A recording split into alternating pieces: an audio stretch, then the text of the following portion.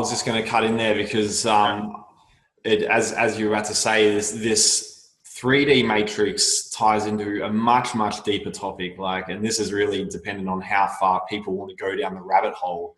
And I think that what can happen when we begin waking up to as you said, the horror of the situation even on the 3D level, it can actually trigger this kind of state of despair, this state of hopelessness, and being like, well, what's the fucking point if it's all controlled, if it's all... It's pretty dark.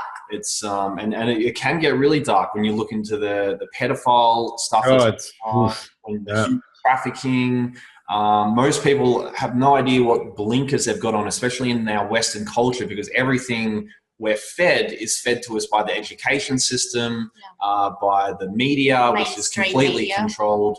And we don't question it. Because we've been born and raised in that culture, our parents have been born and raised in that culture. It's like a fish not being able to question the water that's swimming because it's all they've known. But that process of despair and hopelessness we can go through when we begin waking up to that, looking back now, I can realize that was actually an important process. That was shedding that ego construct, purging everything off so that the phoenix can kind of rise from the ashes, or the true self can begin to rise. But what are some things you can tell people to sort of who might be going through that process that can give them a little bit of glimpse of light to hang on to, or some things that, looking back on your own, process of going through that really helped you? Yeah, no, good point, Matthew. Also, you're right. I mean, I don't want to get into it more, but the darkness that out there, the horror, what's really happening even on a 3D level, people have no clue. I mean, it's horror movies in Hollywood is almost like a kindergarten compared to that. And I've dove into it deeply, and it's very disturbing, right? Mm-hmm. So I understand that you can lose a lot of hope and get lost. You can kind of almost get lost in it, and exactly what's the whole point? This is just insanity, right? Mm-hmm. But that's why I said at the beginning, it's important the process is twofold. It's within and without. So we need to work on ourselves, right? We have to understand we have been disconnected from our true self, disconnected from the divine, from source, from the positive force. There's something beautiful here as well. Obviously, there's a lot of beauty in this world. This world is beautiful, right? But then we have also corrupted these concepts like love. A lot of people, myself included, have mistaken many things for love, which are not love at all, right? In the true esoteric or spiritual meaning of the word, right? So this example of that. Well, love, for example, a lot of people when they're passionate and they're let's take a relationship and you're jealous at somebody, you're like, oh, this is a proof I love you because I'm jealous. No, this is not love. You're possessive. Yeah. Right. Or love, also then kind of, the love for a country, which makes no sense. A love for an artificial creation. I mean, that's again, it goes back to the conditioning, you're being conditioned, programmed to identify with the country, nation, a flag, right? You have this identity based on imaginary borders, which nonsense, really. It is really complete nonsense. I mean, that's one big conditioning, people identifying themselves with a nation, country, or flag, right? And then they love it, right? What does that mean? It's an illusion, right?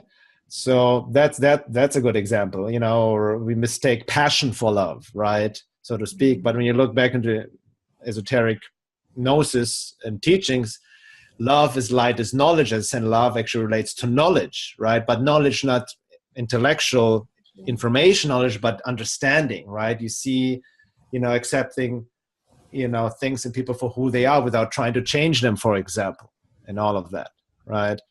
So that's just, and we all learn by trial and error, and the topic of love is a whole topic on itself, because it really depends on our level of being, of our embodiment, soul individualization, what level of love we can access. Because in our state of being as human beings, as we are with our conditioning and programming and genetic modification, we cannot even fully anchor and hold the true divine love. It would burst. It's like shooting 10,000 volts through a cable that can hold only 10 volts. Mm-hmm. So we're not even fully, able to experience this true, cosmic divine love. right? So there are different levels of love as well. But what, now I lost my train of thought actually. What we were talking about before? Well, I've got, if you don't mind, I've got a quote that you wrote about this. Do you mind reading that, please? You're a better reader than me. Just about the disillusionment process. I thought this really resonated with me, this quote.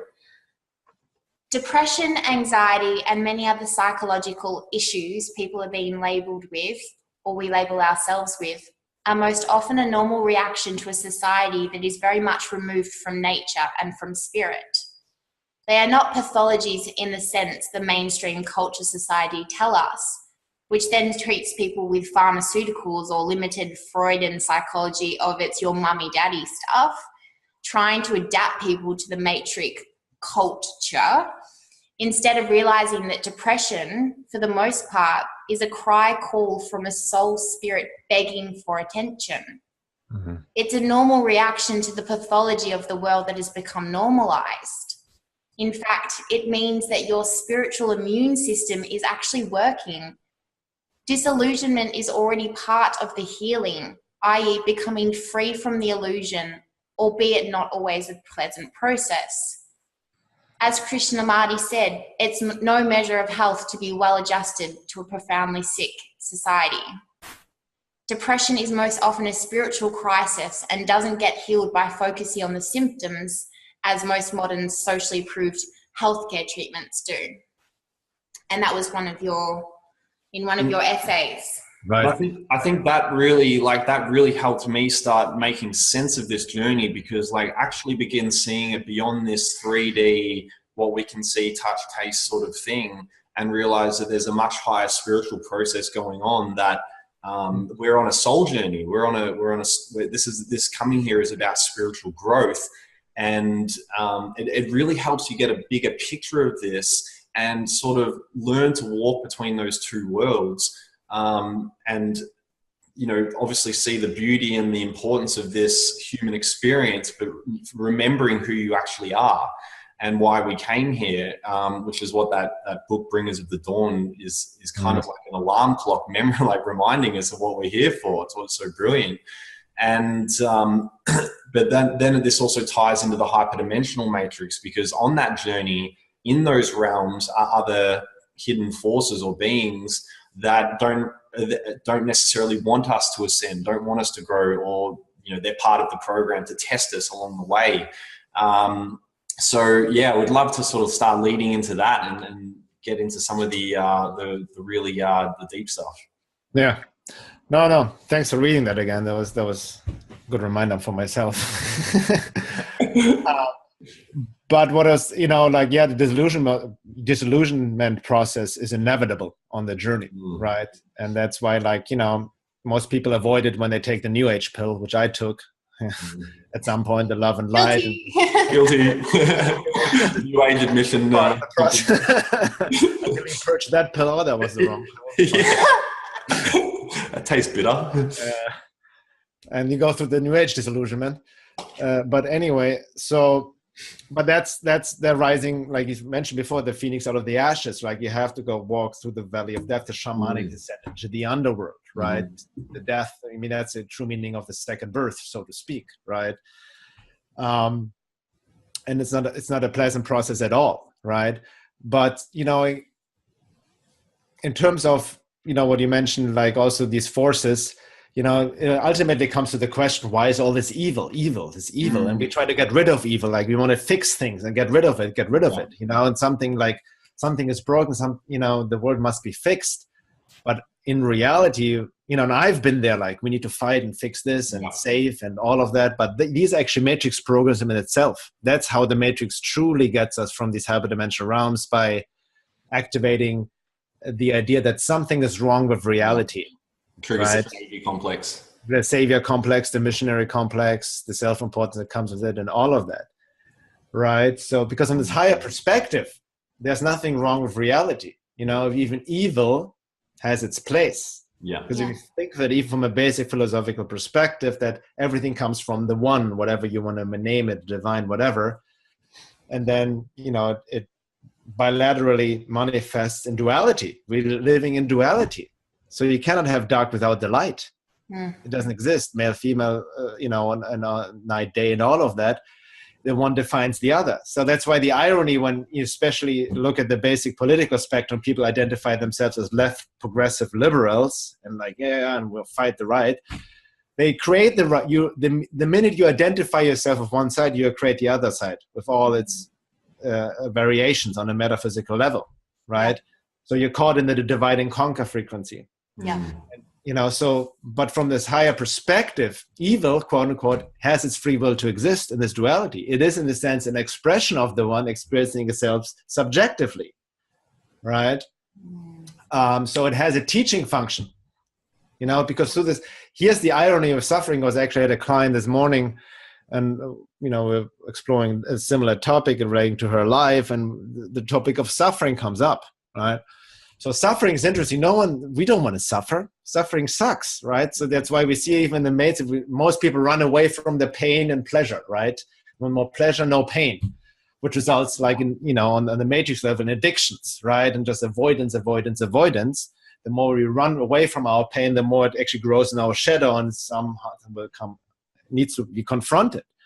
And as I mentioned before, people don't really question anything or work on themselves until they suffer, right?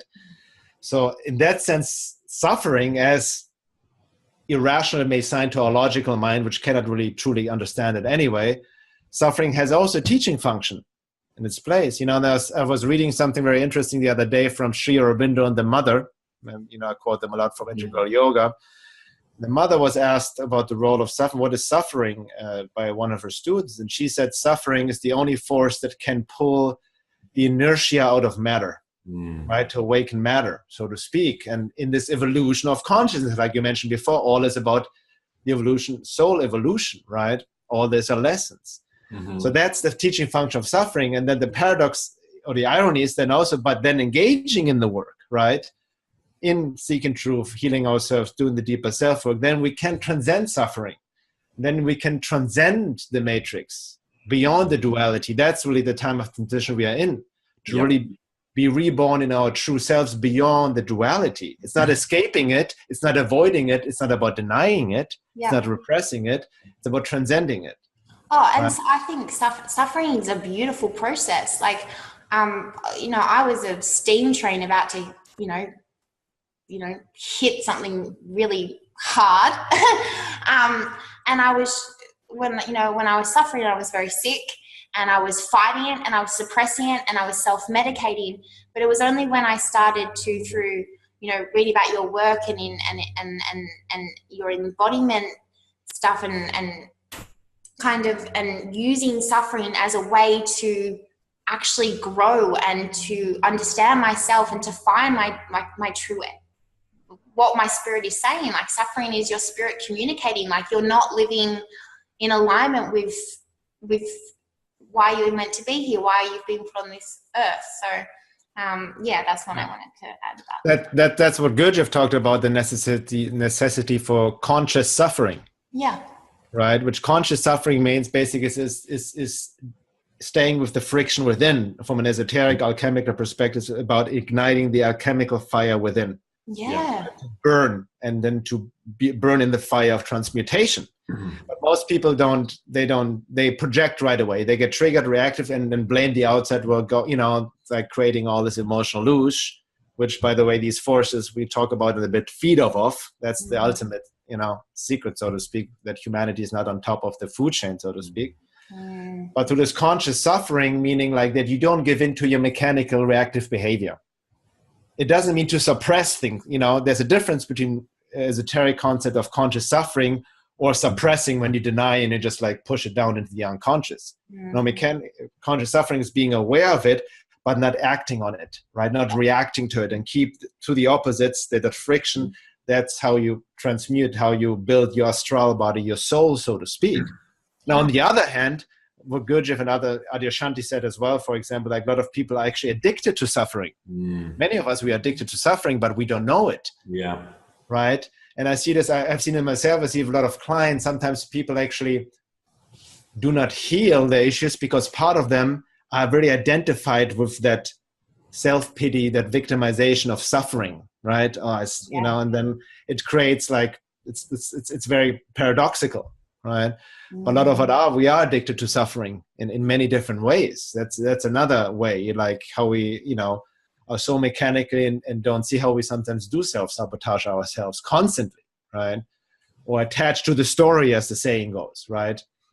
And all of that. So that's just the paradoxical aspect of suffering, that, you know, like I have to say, my biggest breakthroughs or my biggest insights and healing moments, you know, has been coming from deep suffering, like literally being close to death, suicidal. But looking back, that was like a shamanic initiation. Like it was literally rebirth, and happens in phases, right? It's not this one-time thing. You're like, oh, you know, it's like a spiral out over cycles, and there are different dark nights of the souls, and it all depends. It's all individual journey as well. You know, it's very different for each of us. So you cannot compare yourself to others, which is another trap of the matrix. I call it the disease of comparison, when we compare ourselves to others.